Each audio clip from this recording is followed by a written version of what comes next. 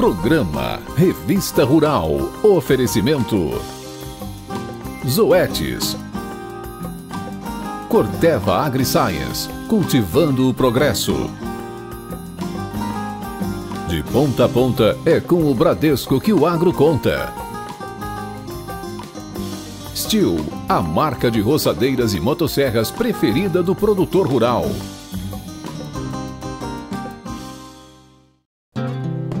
E o ano está acabando, não é mesmo? É hora de recarregar as baterias, renovar o espírito e se preparar para novos desafios e conquistas. Enquanto isso, vamos curtindo algumas das melhores reportagens de 2024. Começa agora o programa Revista Rural, a sua revista eletrônica do agronegócio.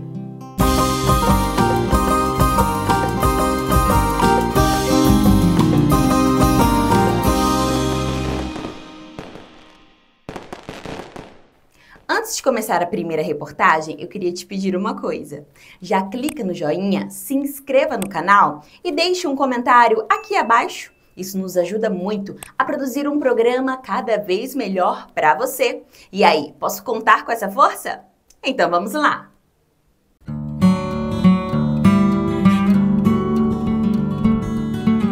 Que os vinhos são produzidos das uvas, todo mundo sabe. Mas você conhece o processo de produção de vinhos finos? Hoje nós estamos num lugar que harmoniza conhecimento com degustação. Localizada em Traviú, bairro considerado um pedacinho da Itália em Jundiaí, está a Casa de Piso, um projeto idealizado por um casal que, além de vivenciar novas experiências, explora os mais variados significados do vinho. Uma coisa fundamental para a qualidade do vinho, que é o que se busca no vinho de inverno, não é fazer um simples vinho, é fazer um vinho bom já, que vai competir já com vinho, com os bons vinhos do sul, com os bons vinhos da Argentina. Então é uma busca constante, vamos dizer. A cada safra a gente tenta comprar um equipamento novo, fazer um corte diferente, mudar o processo de vinificação. Então é uma busca, o tempo todo a gente está nessa luta. Fazer vinho, muita gente faz. Fazer um vinho de uva fina já não é tanta gente. Agora, buscar um vinho cada vez melhor é isso que a gente busca, é a nossa distração. Aqui tem vários tipos de uvas, né? Esse que a gente está aqui seria qual? Essa aqui é a Cabernet Franc. É uma uva, eu diria, das tintas, é a segunda uva que está dando mais certo na região sudeste, né? Sudeste e centro-oeste. E a primeira é a Syrah, indiscutivelmente. Só que o que aconteceu é que todo mundo tem Syrah, então a gente está tentando partir para alguma coisa para diferenciar, né? Senão fica tudo igual. E tudo que você começa tem que descobrir todas as manhas de fazer o vinho dela, tal, porque a gente está bem habituado com a Syrah. Agora isso tudo da Cabernet Franc é algo novo. E essa avaliação do caroço, o que é avaliado? Pois é, o ponto de maturação da uva é fundamental, porque o que vai dar qualidade no vinho é a maturidade dos polifenóis. Então você tem que descobrir quando que o polifenol está maduro. Tem equipamento relativamente caro que faz essa medição. Mas também a gente é pequeno, não pode ter todos os equipamentos que uma grande vinícola tem. Então a gente usa vários artifícios. Um é a própria facilidade com que o grão sai do cacho, a cor da semente. Quando a uva está bem madura, a semente fica marrom, a semente fica crocante. Antes disso, você mastiga, ela está meio verde ainda, não está legal. Uma das coisas que a gente também faz assim, ó, quando você faz assim, a cor que fica no seu dedo mostra que o polifenol já está maduro, entendeu? Então são são uns 10 itens que se observa. Daí a gente também mede o teor de açúcar, colhe vários grãozinhos e obtém o moço, daí você mede tanto o teor de açúcar como a acidez. A acidez é fundamental para um vinho, vamos dizer, não basta o vinho você ter, porque bastante açúcar é a certeza que você vai ter um vinho com teor alcoólico bom. Bom, mas o vinho tem que ser equilibrado, então tem que ter uma acidez que equilibre esse açúcar. E às vezes é até preferível você colher a uva um pouquinho antes, com menos açúcar, mas com acidez. Houve algum momento nessa etapa de desenvolvimento que nós estamos, é que se valorizava muito o açúcar. Então ficava um vinho com 15 de álcool, e daí só que ele ficava meio chato, que chama. É um vinho meio plano, ele não tem contraste. Então, e isso é importante. Então a gente busca nessa escolha do momento de colher, é um dos momentos, talvez o momento mais importante da elaboração do vinho. E com relação à irrigação e adubação, como que vocês fazem esse manejo? Olha, a gente é meio simplório na questão da adubação. A gente usa basicamente esterco de gado. Com algum complemento, quando dá, a gente faz análise do solo e vê se tem uma deficiência muito grande de algum elemento químico, a gente complementa. Mas a adubação nossa, a base é essa. Irrigação, em alguns pontos do desenvolvimento do cacho da uva, é fundamental que tenha água. Porque a florzinha da uva, ela aparece, a flor, logo depois começam a formar as bolinhas, os bagos, né? E eles vão crescendo. Chega num ponto que se chama enchimento, aí é fundamental ter água. Daí a gente usa uma irrigação. Mas é uma irrigação bem ecológica, é por pingamento, entendeu? Porque a gente também não tem muita água. A gente tem água de poço, basicamente. Então, vamos dizer, essas mangueiras aqui, a gente liga e vai pingando, a gente põe o quê? 10 litros de água por pé por semana. Mas principalmente nessas fases. Na floração também é bom colocar um pouco. Os fungos estão entre os principais vilões da cultura. Por isso, utilizar técnicas como a dupla poda e saber o momento ideal de colheita fazem toda a diferença. A poda é a que vai levar a brotação e a origem dos cachos. Por exemplo, se a gente cortar, a partir do momento que não tenha mais cacho, você poda, daí ela brota e já vem os cachos. Então a poda é que vai determinar o início do ciclo do vinho. Começa na poda. Se quando a uva está novinha, o broto está novinho, começa a chover muito, incide muito fungo. Porque o fungo vem da umidade, como todo mundo sabe. Bolor, onde tem umidade, tem bolor. Bolor é mortal para a uva. Então, até a busca, a tal história da uva de inverno, você vai buscar colher a uva num momento que não tenha muita umidade, que é agosto, setembro, vamos dizer.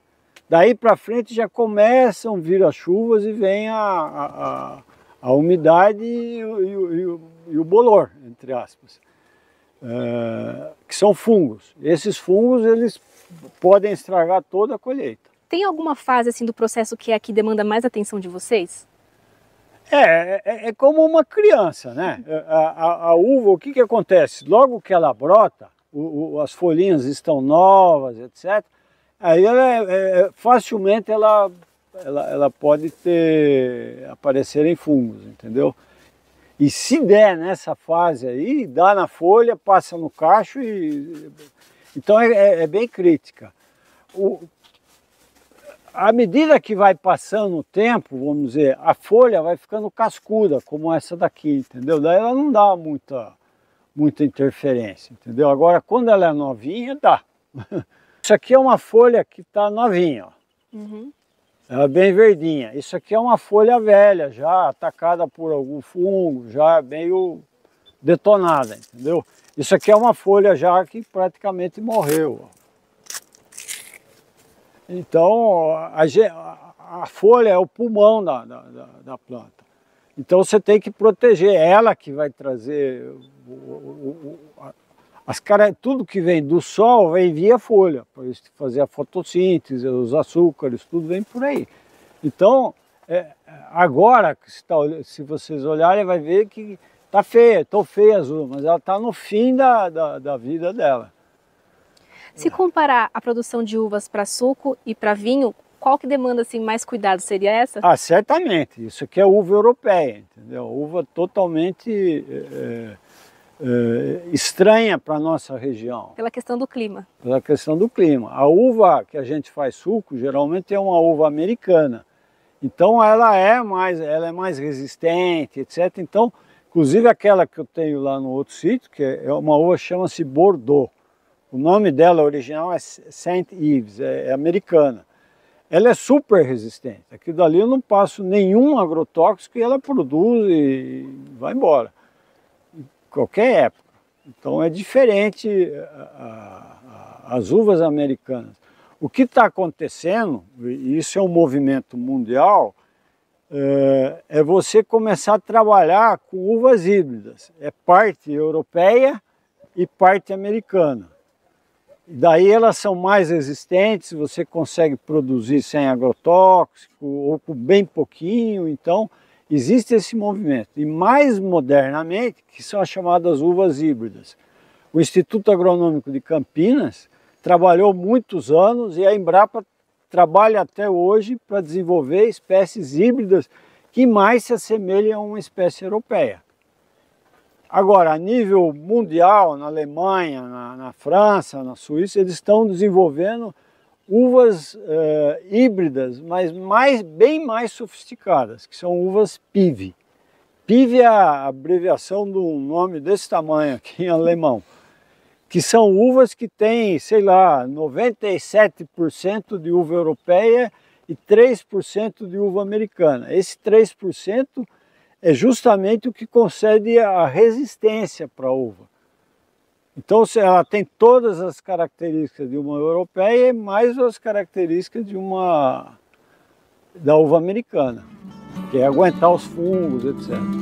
Sair do convencional pode ser algo desafiador, e investir em novas variedades de uvas não é diferente. Uma das características interessantes da Cabernet Franc é que se você não apanhar ela no ponto certo, o vinho vai acabar com cheiro de pimentão. Se for um pouquinho, tudo bem. Agora, se for um cheiro forte de pimentão, é defeito do vinho. E com relação o milho estar aqui junto com as uvas, o que tem a ver essa casca de milho? O que a gente faz, o que a gente busca é deixar o solo coberto. Isso é um princípio ecológico que a gente protege o solo, protege contra o sol, contra o vento. A água que cai, ela fica, vamos dizer, ela não fica exposta ao sol, então ela permanece mais. Então, a ideia é que a gente varre a propriedade e tudo que a gente acha de folha, de resto de fruta, etc., a gente joga aqui.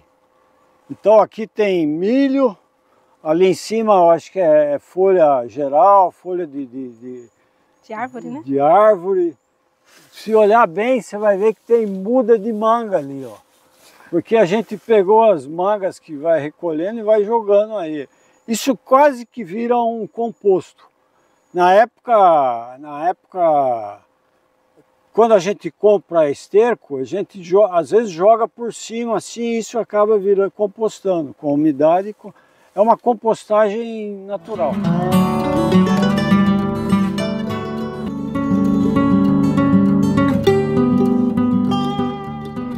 Nada como trabalhar com aquilo que a gente gosta. Conta pra gente como começou esse amor pelo vinho, essa atividade que tem se desenvolvido. Olha, quando você trabalha, é aquela correria para fazer isso, fazer aquilo lá, e você fica sempre enturmado, né? A gente morava no Rio, ia com os amigos para a praia, aquilo, se juntava para fazer festinha, aniversário e tal. Aí a gente pensou, a gente vai para uma cidade pequena, onde a gente não tem contato com tanta gente. A gente já tinha 50 anos. A gente já não era criança, e daí o que a gente percebeu foi o seguinte, que de verdade a gente quer ficar junto com pessoas, entendeu? Você quer se enturmar em qualquer situação.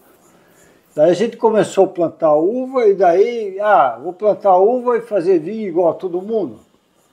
Não, vou querer fazer um vinho diferente. Daí a gente começou a plantar uva fina. E com relação à média produtiva de uva, de vinho, qual seria? Olha, a gente tem 1.250 pés de uva. Uns 300 e pouco é uva que a gente usa para suco. O restante a gente faz vinho. Então dá mais ou menos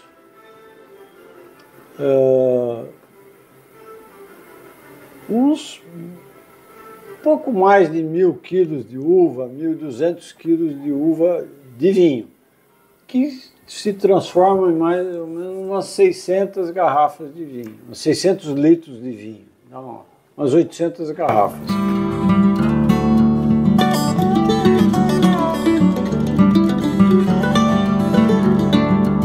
Agora chegou a melhor parte, que é a hora de provar tudo, né? Conta pra gente o que tem aqui de geleia, dos preparativos. Então, aqui você tem 8 tipos diferentes, de 8 frutas diferentes. Todas, exceção de uma, que é o umbu. Os nossos empregados são baianos, né? Então eles trouxeram umbu lá da Bahia. Mas o resto são todas frutas cultivadas aqui. E aí eu faço as polpas na época da safra e congelo e vou fazendo ao longo do ano para ter sempre geleia fresca. E nas nossas degustações eu sirvo as geleias com queijo, uma torradinha com queijo aquecido, e combina bem, harmoniza com espumante ou vinho branco. Tem umas geleias como essa mais laranjada, que é de uma fruta que se chama Dovialis. Ela é bem ácida, então combina com espumante porque dá uma acidez. Essas uvas, a uva Bordeaux, a amora com hibisco, essas são mais adocicadas, até a própria fruta, né? E aí já vai mais para um vinho branco um pouco mais forte, não um vinho branco tão ácido. E aí a gente vai, agora você vai experimentar e você vai falando o que você acha dela. Eu fiquei curiosa dessa daqui, que eu nunca ouvi falar. Dovialis, todo mundo fala, o quê? Dovialis é uma frutinha que é do Ceilão, mas ela veio para o Brasil a partir dos Estados Unidos.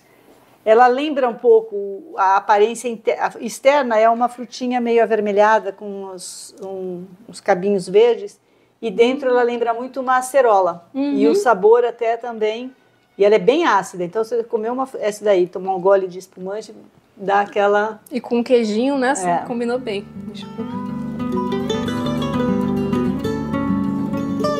É a combinação perfeita.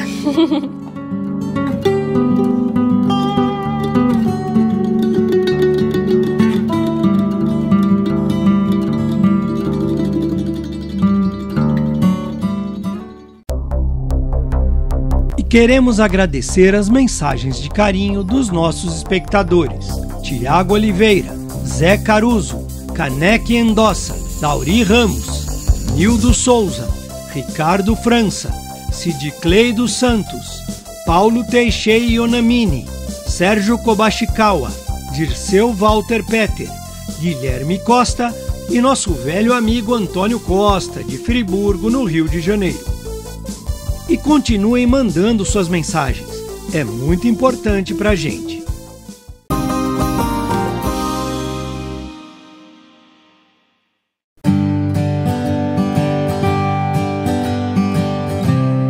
Uma das culturas mais difundidas e consumidas do mundo, o tomate é também muito importante economicamente, contribuindo para a geração de emprego e renda.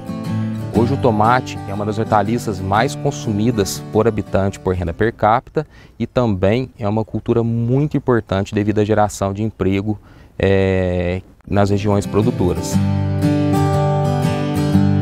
4 décadas atrás, atento ao potencial da cultura, o empresário José Luiz Batista decidiu entrar no negócio, adquirindo o produto de terceiros e distribuindo num grande centro consumidor. Eu tenho 43 anos fazendo o que eu faço. Meu pai sempre produzindo, meu pai nunca foi comerciante. Eu resolvi abrir uma empresa própria, meu negócio próprio. Aí eu abri a Batista Legumes. O sucesso foi tão grande que há 5 anos, Batista resolveu então investir na produção do tomate, tornando-se, enfim, também um agricultor. Ele ajudava financeiramente, né? A gente comprava os insumos, financiava aquele produtor, né? E recebia toda a mercadoria. De 5 anos para cá, a gente assumiu toda a produção própria, tudo, né? A empresa cresceu. Anual, a gente produz 460 mil caixas. A gente tinha um packing house de 3.500 metros quadrados, a gente está indo para um de 6 agora, né? Então, são pequenos investimentos que acumulam no final, a soma disso acumula uma qualidade, um diferencial de qualidade. Quando ia ser a nossa vida, a gente consegue olhar o que a gente precisa melhorar, a gente consegue ter um olhar mais fino, mais profissional para as coisas. Andar para saber, para conhecer como que tá as coisas também, não só na nossa empresa, mas como que está o mundo, né, para a gente trazer essa tecnologia que está sempre aberto a essa mudança. O negócio cresceu e hoje conta com uma estrutura impressionante. Mas acredite, os planos são de expandir ainda mais. Daqui sai o tomate que abastece a Ceasa, a Batista Agronegócios dentro da CEAGESP e atende os nossos clientes porta a porta também. Um dos pilares do projeto da empresa é a tecnologia aplicada à produção, contando para isso com um suporte técnico de confiança. Desde uma adubação bem feita, com fertigação, sementes de alta qualidade, utilização de porta-enxerto e o manejo de defensivos agrícolas de maneira correta. O tomate, a gente tem notado aí que nos últimos anos tem tido um aumento muito expressivo de produtividade. A produtividade média hoje nas lavouras que a gente tem acompanhado varia de 90 a 120 toneladas por hectare, graças às tecnologias implantadas nas lavouras. Os principais problemas que temos hoje que acaba limitando a produtividade seria a requeima e as pragas como broca pequena, traça e minadora. Os resultados são vistos na lavoura e enchem de orgulho todos os envolvidos no processo. A gente vem trabalhando hoje na fase inicial, fase vegetativa, fase de frutificação e fase de maturação do produto. Então a gente vem usando um manejo integrado. Pode notar, pessoal, que a sanidade da planta, vocês não vê nenhuma planta e fruto danificado, certo? Vocês podem notar bem aqui. A agrotecnologia hoje está ligado em várias coisas dentro da cadeia inteira.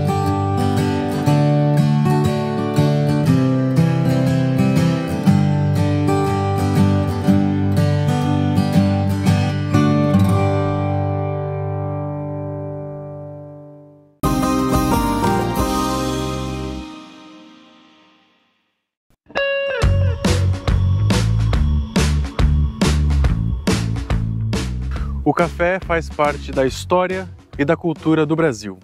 Nós somos um dos maiores produtores, um dos maiores exportadores e um dos maiores consumidores. E os cafés especiais têm conquistado cada vez mais espaço. E hoje, nós vamos passear pela história de uma família, por uma das belezas naturais do estado de São Paulo e, é claro, por uma lavoura de café.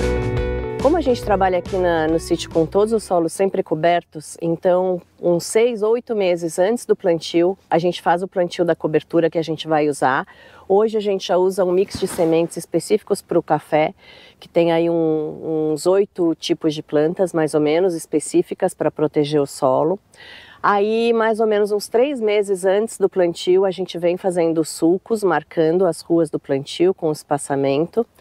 Coloca calcário, coloca um adubo, uma cama de frango, algum adubo orgânico e algum outro adubo que tenha pedido na análise de solo. tampa, isso fica fechado por uns 90 dias. E aí sim, na época do plantio, a gente vai abrir e plantar as mudas de café. Depois que plantou, até começar a dar o fruto, quanto tempo?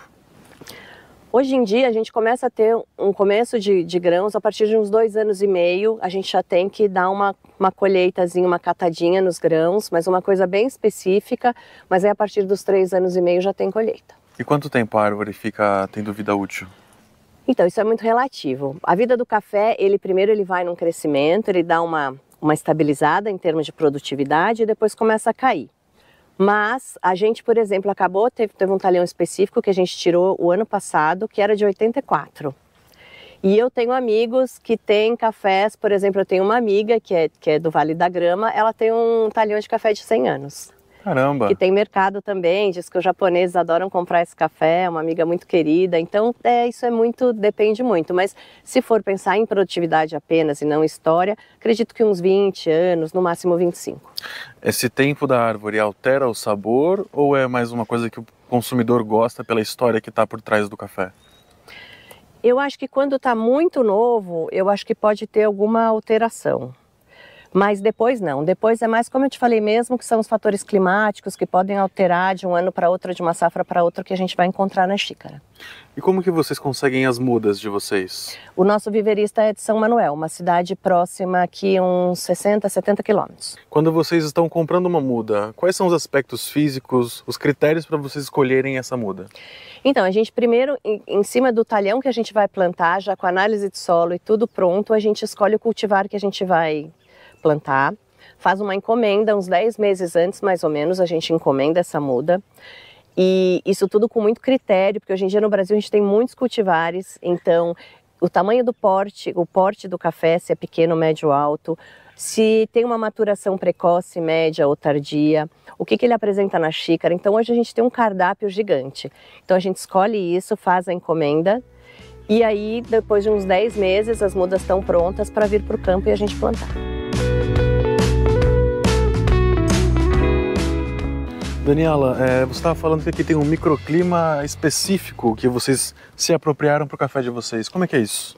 Isso, a gente descobriu em função de alguns concursos de qualidade que a gente participou, que a gente podia fazer um café especial. E isso muito em função desse microclima que a gente tem aqui no alto da Cuesta Paulista. Nós, por exemplo, nós temos um marco do IBGE de 1985, nós somos o lugar mais alto da região. Nós estamos a 1.010 metros de altitude e isso é excelente para o café, com essas temperaturas mais baixas, esse clima mais ameno, um clima de serra mesmo, então isso é ideal para o café. O café gosta de frio então? O café se sente confortável com uma temperatura média anual que a gente consegue alcançar aqui em função dessa altitude. Você estava falando que o café ele tem uma semelhança com o cacau? Como é que é isso? Isso, nos processos, né? Porque o café ele é uma fruta, basicamente uma fruta, e o produto final dele é uma outra coisa, que é o cafezinho na xícara. Assim como o cacau, que também é uma fruta que, na maior parte das vezes, vai virar o chocolate. Então, os processos de secagem, colheita, secagem são relativamente parecidos. E é interessante, porque o cafezinho que vai na xícara, muitas pessoas não têm ideia que vem dessa frutinha aqui e como é que são os processos para ele chegar ali, né? E essa frutinha aqui pode comer? Pode comer.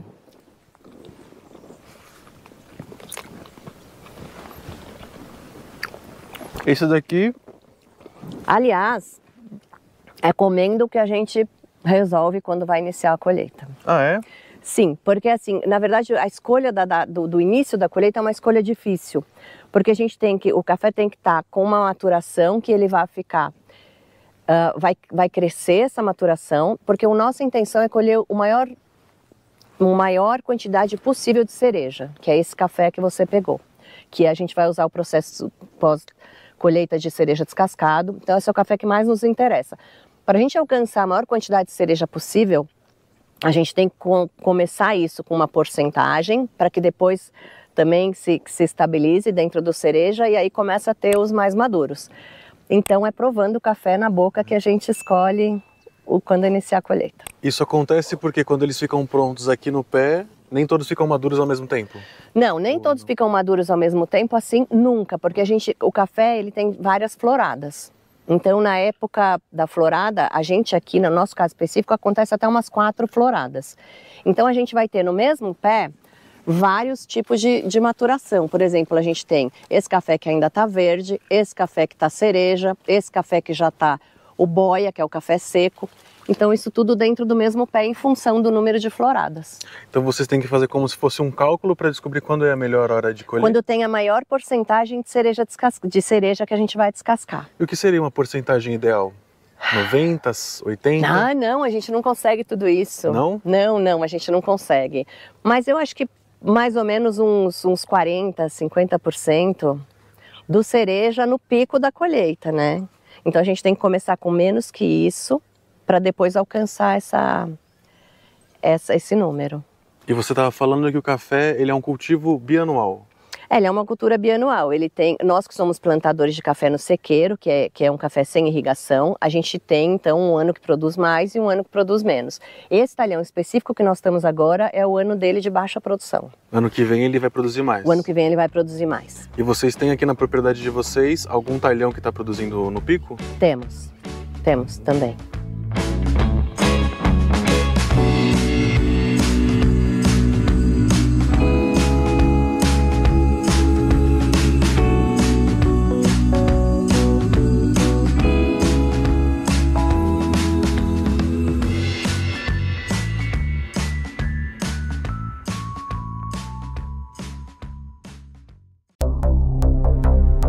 Queremos agradecer as mensagens de carinho dos nossos espectadores: Clayton Lopes, José Zósimo de Oliveira, Maria Madalena Dias, Gedeão Souza, Edivaldo Manzan, Lindalva Sulina, Luiz Raimundo Soares, Valmir Carvalho, Wendel Souza, o professor Adérito Parente, que não perde um programa, é sempre bom tê-lo conosco, e ainda o Rafael da Silva Costa, que nos assiste lá de Shizuoka, no Japão. É a Revista Rural Sem Fronteiras. E continuem mandando suas mensagens. É muito importante pra gente.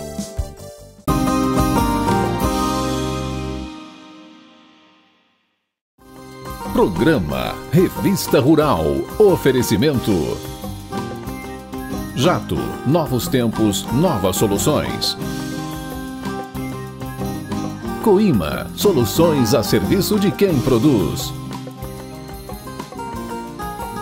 Família Fox, a escolha número 1 dos agricultores na proteção da soja.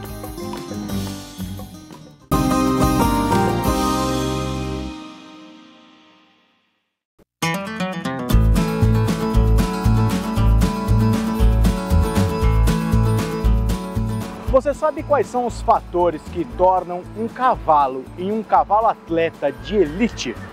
O programa Revista Rural veio até o Aras NSG e vai te mostrar como funciona esse trabalho difícil e árduo do dia a dia dos profissionais.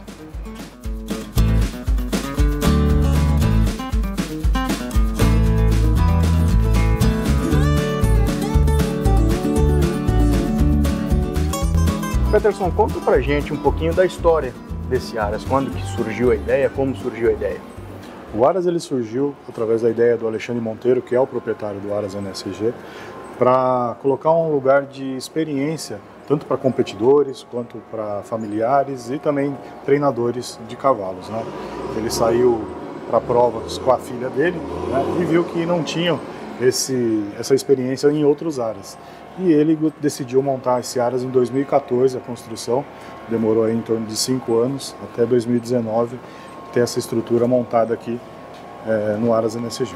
É uma estrutura bastante recente. Vocês têm aqui, por exemplo, né, nós estamos até vendo essas baias premiums, né, que vocês chamam. E aí eu até queria te perguntar, o que faz hoje um cavalo de competição ser de elite? Estrutura, alimentação, os cuidados de rotina? O que transforma esse cavalo num cavalo atleta elite? O cavalo atleta elite ele é formado por vários fatores, né? Então vem desde uma nutrição adequada, um tratamento veterinário adequado, uma suplementação importante, né? E o treinamento, e mais importante também, a pessoa que está em cima do cavalo, né? Você tem que ter aquele feeling, né, para sentir o cavalo, tirar o máximo do cavalo, isso dizendo nas provas de 3 tambores. Então é um conjunto de fatores que faz um cavalo ser campeão, ou então um cavalo mediano.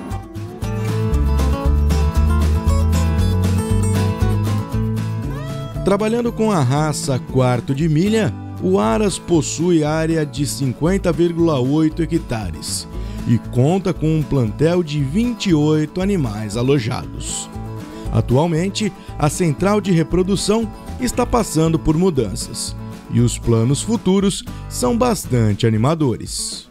Hoje no Aras, né, as éguas do Aras são somente os animais de prova, os animais de competição. Esses animais a gente pretende na próxima estação estar fazendo a coleta. Então a gente faz a coleta dos embriões, utilizar algumas receptoras e manter esses animais aqui. Hoje em dia a parte reprodutiva é uma parte muito valorizada em todos os Aras. A gente vai trazendo essa genética, vai trazendo genética de garanhões ou de éguas importantes, tanto nos campeonatos brasileiros como alguns animais importação, de sêmen ou até de embriões ou de produtos, inclusive no ventre das éguas. Então essa é uma parte bem legal, não só aqui como nos Aras em todo o Brasil. A genética é um negócio que comanda um trabalho mesmo num Aras voltado a provas, né, voltado à competição, como o de vocês. A genética, mesmo assim, ela está ali no topo da linha da cadeia, né? Sim, a genética é muito importante. E a genética, dentre os fatores que fazem um cavalo atleta, é a única que a gente consegue escolher e determinar antes do nascimento. Então a gente escolhe os melhores garanhões, os melhores acasalamentos. Existem profissionais, inclusive, especializados nessa parte. Qual cavalo, em qual égua, para tirar um produto de boa qualidade. Então sim, a genética é super importante. Para cavalos de elite, cavalos competidores como esses, cuidar da saúde desses animais é fundamental para qualquer criador, qualquer Aras. É por aí, né, Coutinho? Tem que estar com o cavalo em dia para você fazer uma prova em dia, para o seu competidor ter ali a ferramenta de trabalho em dia, né? Exatamente. O cavalo, né, de alta performance, o cavalo que nós falamos que participa de provas, que participa de eventos ligados, né, na verdade eles fazem eventos que ligam aquela prova com alguma atividade dentro da fazenda. Esse animal, ele é um atleta, ele precisa estar realmente bastante preparado, ele precisa estar suplementado para que ele possa, logicamente, com os nutrientes que ele ingerir, que sejam de boa qualidade, desempenhar a melhor performance numa prova. E não é só ganhar a prova, mas é que você mantenha a saúde, o bem-estar desse animal, pensando sempre que depois daquela prova ele vai fazer uma outra prova, ele precisa estar bem, ele precisa estar recuperado e, logicamente, com produtos de qualidade, com suplementos de qualidade e que sejam, de preferência, doping-free, que não sejam produtos que possam causar algum mal àquele animal, né?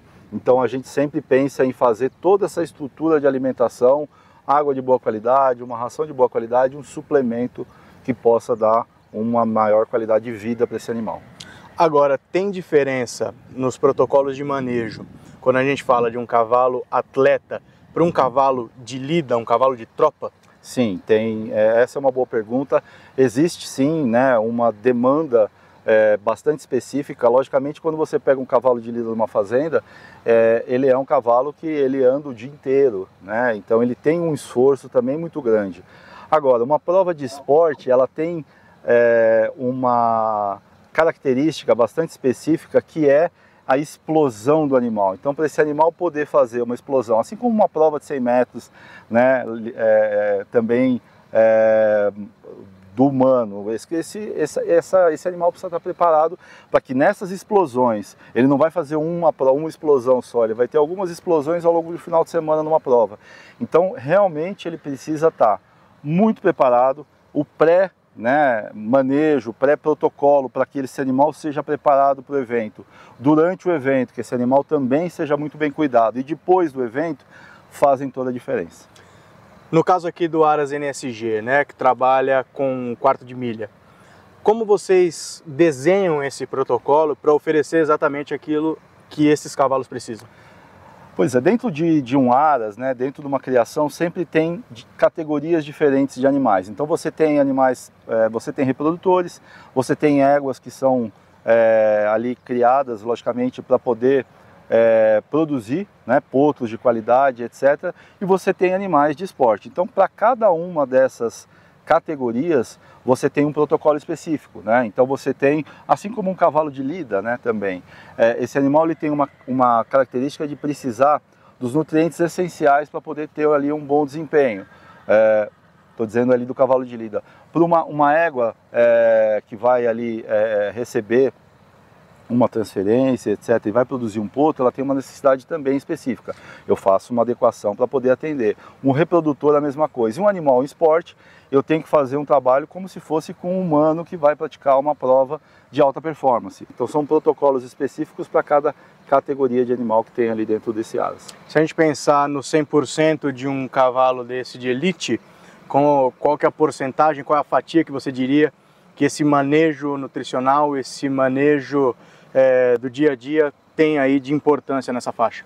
Olha, eu diria que 80% a 90% da fatia dessa nutrição fazem muita diferença no resultado final.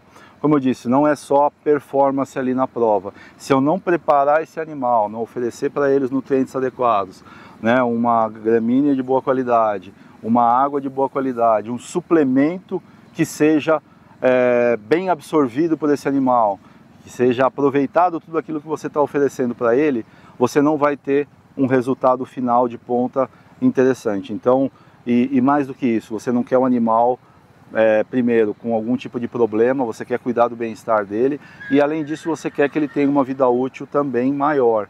Para isso você realmente precisa tratar, e aí a suplementação tem uma importância de 80% a 90%, dependendo dos animais, até mais que isso, porque aí você vai cuidar dos detalhes, fazer aquele ajuste fino para que aquele animal realmente possa se desenvolver e ter uma boa performance. Para vocês, o que é importante hoje, em termos de reconhecimento, de explorar o que o Aras tem a oferecer para o público, para os competidores e para as competições?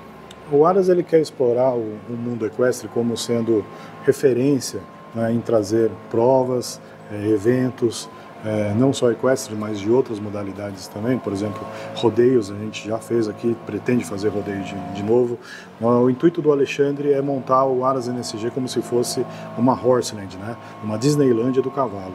Então, dito isso, nós estamos pleiteando, junto a alguns investidores internacionais e governo do estado de São Paulo, um investimento em torno de 130 milhões para fazer um resort dentro do Aras NSG, onde nós fecharíamos então esse ciclo, tanto de provas, de criação e também de hospedagem de pessoas que são ligadas e que gostam desse meio equestre. É pensar no todo, não apenas na competição em si ou no competidor em si, não, na premiação do competidor em si.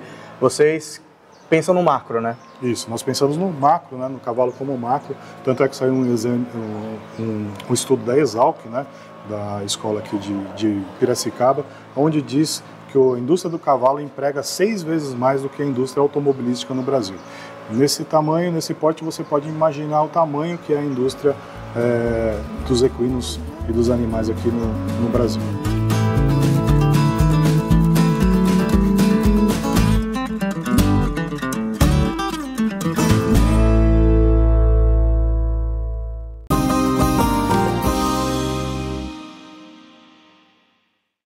Programa Revista Rural. Oferecimento Massey Ferguson, Born to Farm. Tortuga, uma marca DSM Firmenich. 50 anos de Roundup. A nossa maior tradição é evoluir sempre.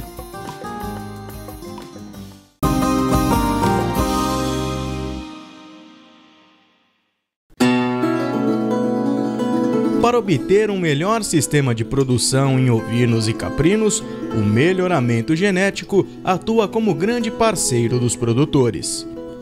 A seleção gera ao longo do tempo animais com as características desejadas e pode ser feito através dos cruzamentos, utilizando animais de 2 ou mais raças.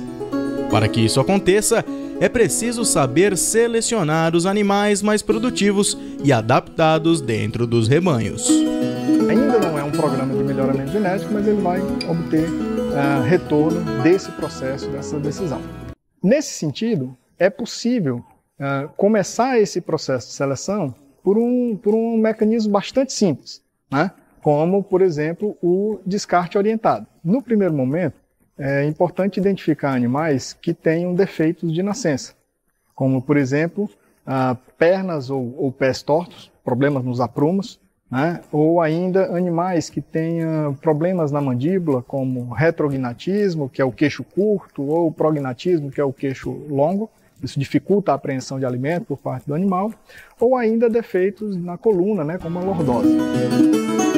Certas questões são adquiridas ao longo da vida do animal, mas interferem na sua produção, como por exemplo a mastite, que vai fazer com que ele tenha menor produção de leite e prejudique o seu desempenho. Também devem ser retirados do rebanho animais que tiveram o desempenho aquém do esperado, como um animal que se desenvolveu, né, comparativamente àqueles contemporâneos do seu rebanho, né, que tiveram um desempenho menor. Animais muito curtos, animais com o porte menor do que aqueles que nasceram, por exemplo, na mesma época. Dessa forma, descartando esses animais, retirando do rebanho esses animais menos eficientes, você vai poder, então, dar mais atenção àqueles animais que ficaram, que são mais produtivos e, consequentemente, aumentar a produtividade do seu rebanho e aumentar o lucro. Com as anotações sobre cada indivíduo em mãos, o produtor deve identificar os animais através de brincos, tatuagens, colares ou até mesmo chips eletrônicos.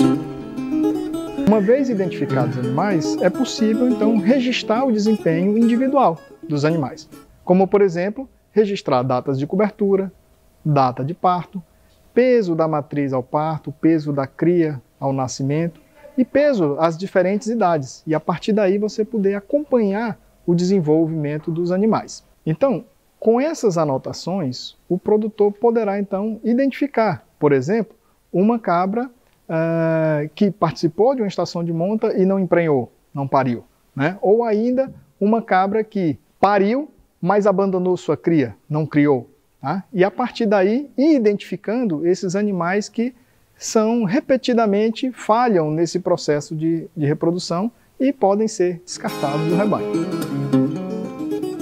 O peso dos cabritos aos 120 dias é um importante indicativo tanto de seu potencial quanto da capacidade da mãe em produzir leite e conferir um ambiente materno desejável. Nos sistemas de produção de leite, é a própria produção de leite que deve ser anotada, né? Como aquilo que a gente chama de controle leiteiro, em que o criador, o produtor, vai procurar mensurar quanto que a cabra ou a ovelha produziu de leite em 24 horas. Então esse controle leiteiro pode ser feito a diferentes intervalos, com 7 dias, 15 dias, 30 dias e em alguns casos até com intervalos de 60 dias. Tá?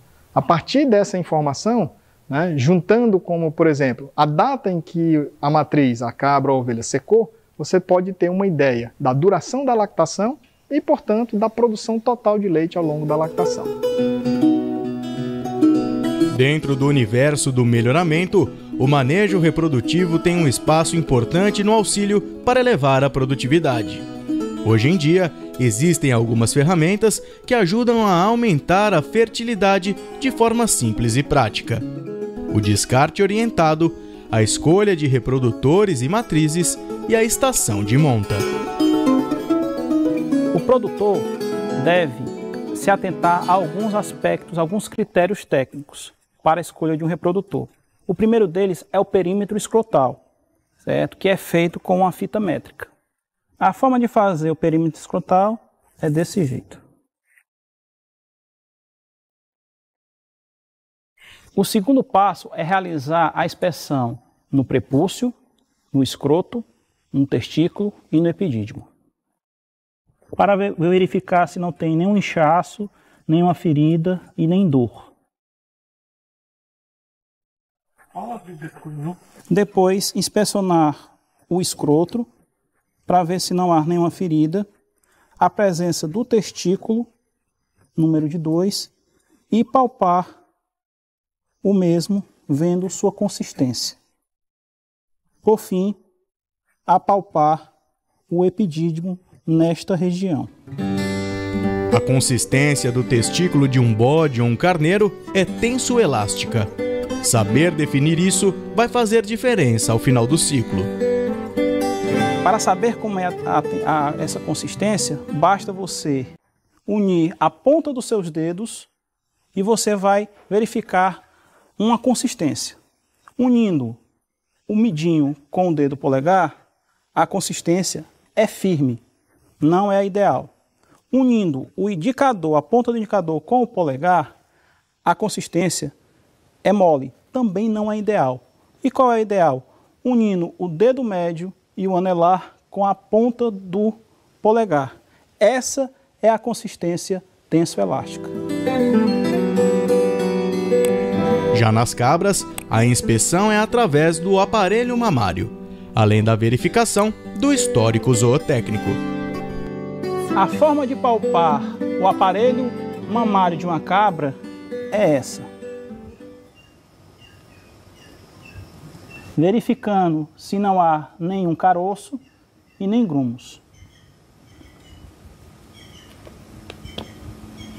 Se possível, procure um médico veterinário para fazer um exame andrológico e ginecológico no seu rebanho. Para que os criadores escolham os melhores animais para a reprodução, Alexandre dá dicas preciosas. 1. Não baseie suas escolhas apenas pela aparência. Nem sempre uma fêmea bonita ou um macho bonito serão uma boa matriz ou um bom reprodutor. 2. Por segurança, adquira machos com mais de 1 ano de idade ou iniciando a primeira muda de dente. 3. Não adquirir fêmeas que tenham atingido acima de 4 anos ou a terceira muda de dentes. 4. Respeite a reposição de 20% de matrizes do rebanho anualmente. 5. Descarte, no máximo, 30% do rebanho em cada descarte. 6. Não compre bodes mochos de nascença. 7. Acasale as fêmeas do seu rebanho apenas com bodes chifrudos. Já em relação à estação de monta, é importante conhecer o sistema de produção como um todo, além de saber a quantidade de reprodutores, matrizes e jovens que existem no rebanho, observando como eles se comportam. Antes da estação de monta, deve ser feito o descarte orientado e o planejamento de metas para serem alcançadas a curto e médio prazos. É importante ajustar a alimentação, suplementando as matrizes e reprodutores que serão utilizados, e fazer a avaliação de score de condição corporal dos animais. Para direcionar os acasalamentos, uma sugestão é dividir o rebanho em lotes, de acordo com a quantidade de reprodutores. É importante verificar a capacidade de cada reprodutor, respeitando a sua idade e experiência.